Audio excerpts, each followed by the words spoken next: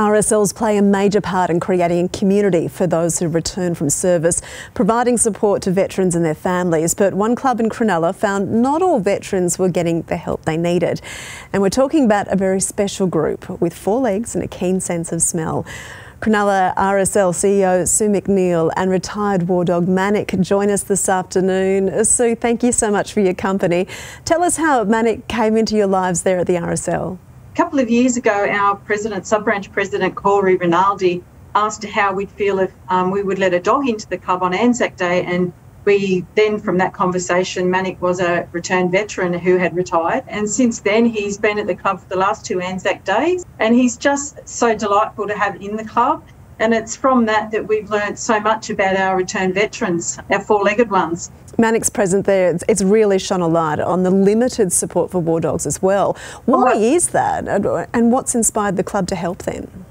Well, when we first met Manic and his handler, he talked about some of the injuries that they get through their time in the service, and that prompted a few more questions. You know, how do you care for them once they've retired? And there's a process for Manic to come back into normal civilian life, which he passed, and his handler then makes a big sacrifice to ensure that Manic lives a great life in retirement, which goes with extra costs because he will, as he gets older, he's had quite a number of injuries. He's had several broken noses, a broken leg, dislocated shoulders. You know, he's been to Iraq. He's just a beautiful dog. We just said this just doesn't seem right that they just don't have the support through the federal government, and they're returned veterans. You know, you can see Manic wears his medals proudly, and he's one of Australia's representatives and should be looked after.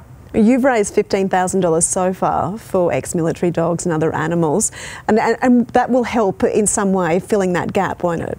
When we have 2 up here, literally the first round of money that's won is donated to the Australian War Memorial Animal Fund, and they actually help animals specifically like Manic so that the handlers do have access to money so that they can get the veterinary care, anything that they really require. So we've raised just over $15,000, and we look after Manic, and we're very proud of the fact that we're able to support Manic's care. And Manic walks through the club like he owns the club. He talks to the patrons, he has photos with children, he sits on lounges as he's doing now. He's so comfortable being around people. So yeah, he deserves, you know, everything that he wants for his retirement. It's very special, and if you don't have Manic out and about, you've got a special place now at the RSL that's been dedicated to all animals to raise awareness about how they're impacted by war.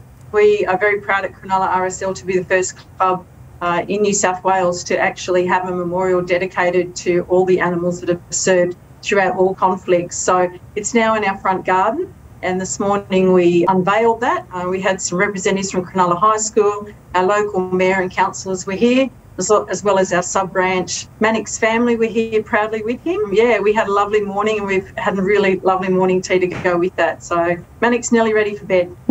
We can see all the walkers outside just in the window there. So Manic looking, probably wishing that he was part of it. But thank you so much for your time this afternoon. It is so special and so lovely to meet Manic. We wish you all the best. Thank you very much.